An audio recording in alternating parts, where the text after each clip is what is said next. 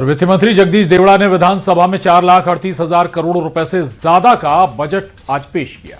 ये बजट अब तक का सबसे बड़ा बजट है और विकास की सौगात से लेकर स्वास्थ्य क्षेत्र में निवेश तक बजट की हर बड़ी घोषणा और उसका आपकी जेब पर क्या असर पड़ेगा और एमपी के बजट में क्या खास रहा वो आपको फटाफट से बता देते हैं।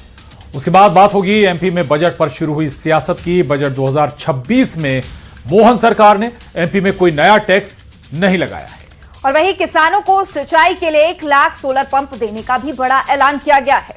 साथ ही प्रदेश में 15,000 शिक्षकों की भर्ती प्रस्तावित है। इसके अलावा पुलिस विभाग में 22,000 भर्तियां चल रही हैं। 8वीं क्लास तक बच्चों को टेट्रा पैक दूध दिया जाएगा और 7,95,000 छात्रों को आर्थिक मदद देने की भी इसमें घोषणा की गई है। वहीं मध्य प्रदेश में 294 सांदीपनी स्कूल भी बनाए जा रहे हैं, इसका भी ऐलान है। इसके अलावा चिकित्सा शिक्षा में 5 नए मेडिकल कॉलेज की घोषणा भी की गई है। वहीं बजट में एमबीबीएस के लिए 2,850 नई सीटों का ऐलान, 5 साल में 10 लाख पीएम आवास बनाने का ऐलान भी किया गया है और सड़कों की मरम्मत के लिए 12,690 करोड़ रुपए का प्रावधान किया गया है ताकि जर्जर सड़कों को ठीक किया जा सके। विद्युत बिल में दी जाने वाली राहत के लिए 20,485 करोड़, प्रधानमंत्री फसल बीमा योजना के लिए 1,299 करोड़, मुख्यमंत्री किसान कल्याण योजना के लिए 5,500 करोड़ तथा ब्याज मुक्त अल्पकालीन कृषि ऋण के लिए रुपये 720 करोड़ के प्रावधान प्रस्तावित है। उपभोक्ताओं को विद्युत बिल में दी जाने वाली मुझे यह अवगत कराते हुए प्रसन्नता है कि लाडली बहनों को प्रतिमाह देय राशि रुपये 1,250 को बढ़ाकर 1,500 किया जा चुका है। इस योजना के लिए रुपये 23,882 करोड़ का प्रावधान नवीन प्रस्तावित यशोदा दुग्ध प्रदाय योजना के अंतर्गत कक्षा 8 तक के प्रत्येक विद्यार्थी को अतिरिक्त पोषण प्रदाय के उद्देश्य से टेट्रा पैक में दुग्ध प्रदान किया जाएगा। वर्ष 26-27 में इस योजना अंतर्गत 80 लाख विद्यार्थियों को दुग्ध पैकेट वितरित किए जाने का लक्ष्य है। आगामी 5 वर्षों हेतु इस योजना का आकार रुपये 6,600 करोड़ है, जिसमें से इस बजट तो देखिए बजट को लेकर सियासत भी चरम पर देखने को मिल रही है। एक तरफ सरकार ने विधानसभा में बजट पेश किया तो दूसरी तरफ कांग्रेस विधायकों ने गुल्लक लेकर सांकेतिक प्रदर्शन किया है और सरकार पर गंभीर आरोप लगाए हैं। कांग्रेस नेताओं ने कहा कि सरकार ने खजाना खाली कर दिया है, इस बार फिर बजट में कुछ नया नहीं है। पुरानी घोषणा का पिटारा मात्र है और वित्त मंत्री जगदीश देवड़ा ने कहा कि यह बजट प्रदेश के विकास के लिए नए आयाम स्थापित करेगा। सीएम डॉक्टर मोहन यादव ने बजट को प्रदेश का विकास वाला बजट कहा है।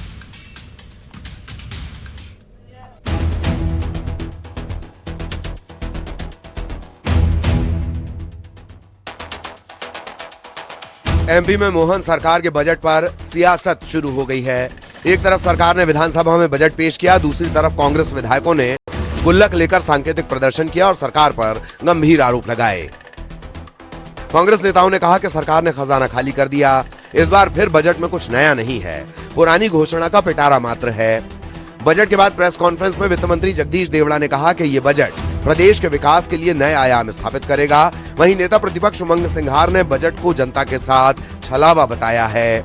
उमंग सिंघार ने कहा कि इस बार के बजट में युवाओं, महिलाओं और बेरोजगारों के लिए बजट में कुछ नहीं है। सरकार ने घाटे का बजट पेश किया है। उधर सीएम डॉक्टर मोहन यादव ने कहा कि ये बजट घाटे वाला नहीं बल्कि प्रदेश के विकास वाला है। सरकार प्रदेश के विकास के लिए कर्ज लेती है, कांग्रेस की तरह घोटाले करने के लिए कर्ज नहीं लिया जाता। विपक्ष ये नहीं कह रहा है कि रेवेन्यू सरप्लस है। किसी वित्तीय प्रबंधन के लिए सरकार के बजट के लिए रेवेन्यू सरप्लस होना कैसा संकेत है उनको पता है।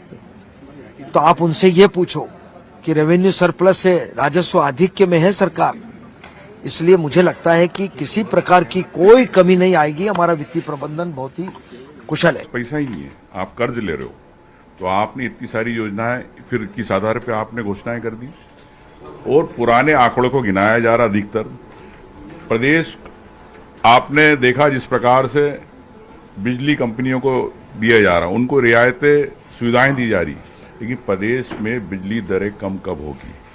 सरकार बता, एक तरफ आप सोलर की बात करते हो, नवकुंडी की बात करते हो कि हमारा इतना उत्पादन हो गया, हम दूसरे राज्यों को दे रहे हो, तो प्रदेश में बिजली सस्ती क्यों नहीं? हमारा बजट पिछले बार 4,21,000 करोड़ का था, इस वर्ष 4,38,300 करोड़ से ऊपर का है। लेकिन हमारे द्वारा जो वित्त की लिमिट है, मात्र 72,000 करोड़ का कर्जा लिया था और 72,000 के कर्जे के आधार पर भी हमने अपने उस क्रम के आधार पर जो 4,21,000 करोड़ का हमारा पिछला बजट था, अब बताइए जो वो पूरा कर्जा बता रहा है वो 1 साल का नहीं है, वो जब से मध्य प्रदेश बना 1956 से तब से चली आने वाली परंपरा है। फिलहाल एमपी में बजट को लेकर बयानों का शोर भारी है। सरकार का दावा है कि बजट हर वर्ग के हित में है, तो वहीं विपक्ष का आरोप है कि बजट में कुछ भी नहीं है। Bureau report, news 18।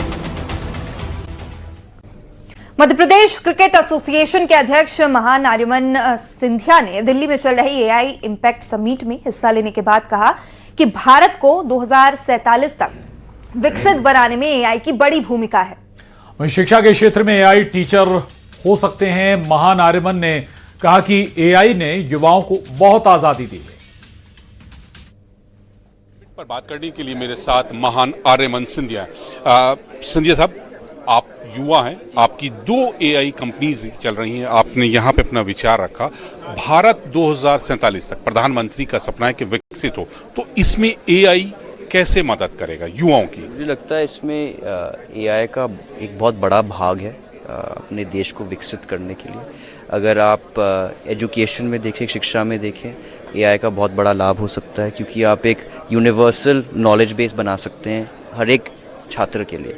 अब कभी कभी लोगों को लगता है एक टीचर बेहतर है, एक टीचर अच्छी नहीं है, तो अब एआई से सब टीचर सेम लेवल पे आ जाएंगे, क्योंकि आपके एआई ट्यूटर्स बन जाएंगे, राइट। दूसरी बात है, अगर आप एआई प्रोडक्ट्स के बारे में बात करें, हमारी देश में जो पूरा इकोसिस्टम बहुत तगड़ा है। अगर आप मोबाइल फ़ोन पेनिट्रेशन देखें, इंटरनेट कनेक्टिविटी देखें, ये 2 चीज़ें हैं जो एआई के लिए बहुत महत्वपूर्ण हैं। इंडियंस ऑलरेडी कर रहे हैं। आप गूगल को देखिए, माइक्रोसॉफ्ट को देखिए, ये सारे बड़ी कंपनीज़ में सीईओज़ कौन हैं? इंडियंस हैं। अगर आप स्टार्टअप्स को देखिए, 30% इसमें कौन से लोग, कहाँ से आए हैं लोग? डेवलपर्स इंडिया से आए हैं। तो we are already leading it. Point ये है कि हम कहाँ से लीड कर रहे हैं? हम विदेश से लीड कर रहे हैं किसी और के कंपनी में, क्या हम इंडिया से? वैसे तो हर खबर आपके काम की है, लेकिन इस खबर को ध्यान से सुनिए, क्योंकि बैंक लॉकर से एक ग्राहक की ज्वेलरी गायब हो गई है और इसके बाद बैंक कर्मचारियों पर सवाल उठ रहे हैं। दिल्ली की कीर्ति नगर शाखा में पीएनबी के एक लॉकर से गोल्ड ज्वेलरी गायब होने के मामले में दिल्ली पुलिस ने केस दर्ज कर जांच शुरू कर दी है। वहीं दूसरी तरफ जैसे ही लॉकर से सोना गायब होने की खबर फैली, बैंक के ग्राहकों के बीच खलबली मच गई और बड़ी संख्या में लॉकर होल्डर अपनी कीमती चीजें चेक करने शाखा पर पहुंच गए। ग्राहक बैंक की लॉकर सिक्योरिटी पर भी अब सवाल उठा रहे हैं। एक दिन पहले दिल्ली में पीएनबी की कीर्ति नगर ब्रांच के एक लॉकर से सोने के गहने गायब होने का मामला सामने आया था। आरोप लगाया कि लॉकर होल्डर ने जब अपनी सास के साथ बैंक लॉकर से ज्वेलरी निकालने वो पहुंची और बैंक स्टाफ के साथ तय प्रोसेस से लॉकर खोला गया तो उसमें गहने नहीं थे। बैंक लॉकर से ज्वेलरी गायब होने से हड़कंप मच गया। पीड़ित के परिवार वालों ने हंगामा शुरू कर दिया। मामले की जानकारी पुलिस को दी गई और मौके पर पहुंची कीर्ति नगर पुलिस की शुरुआती जांच में न तो लॉकर तोड़े जाने के निशान मिले हैं और न ही लॉकर को जबरदस्ती खोलने के निशान मिले हैं और इसकी वजह से लॉकर से गहने गायब होने का जो रहस्य है वो गहरा गया है। फिलहाल पुलिस ने केस दर्ज कर मामले की जांच शुरू कर दी है। समझ नहीं आ रहा कितने लोग इन्वॉल्व हैं। ब्रांच ऑफिसर नहीं है, लॉकर वाला 2 महीने पहले चेंज हुआ है। बेवकूफ बना रहे हैं। जो दूसरी लड़की है वो कह रही है मैं 1 साल से ही हूँ। इसका मतलब उससे भी पहले से कोई था जो कि अभी नहीं है, या जो भी किसने मिलके कॉन्स्पिरेसी की है वो don't know, but the only thing we know is कि हमारा जितना भी गोल्ड लगा था वो सारा चला गया। इनका कुछ 35 तोले था, मेरी जेठानी का थोड़ा ज्यादा था। तो आरएसएस प्रमुख मोहन भागवत के बयान को लेकर बड़ा घमासान शुरू हो गया है। आरएसएस प्रमुख मोहन भागवत ने एक कार्यक्रम में जनसंख्या, परिवार और सामाजिक संगठन को लेकर बड़ा बयान दिया। उन्होंने कहा कि हिंदू समाज को सशक्त और संगठित होने की जरूरत है और हर परिवार में कम से कम 3 बच्चे होने चाहिए। हिंदुओं की घर वापसी के काम में तेजी आनी चाहिए।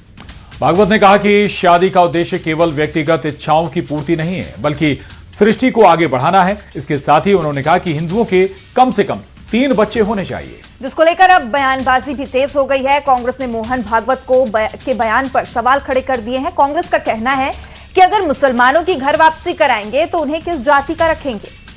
वहीं विपक्ष मोहन भागवत के बयान पर सवाल खड़े करता दिखाई दिया। वहीं बीजेपी नेताओं ने मोहन भागवत के बयान का समर्थन किया।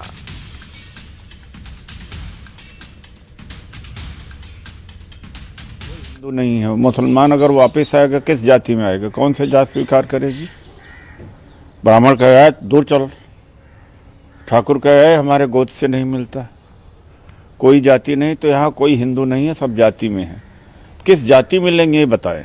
मोहन भागवत जी बताएं कि एक खुद वो हिंदू हैं, वो तो ब्राह्मण है, तो पहले ब्राह्मण है बाद में हिंदू कह सकते हैं। तो मुसलमानों के घर वापसी होगी तो किस जाति में स्वागत होगा? कौन सी जाति उनसे स्वागत शादी विवाह करेगी?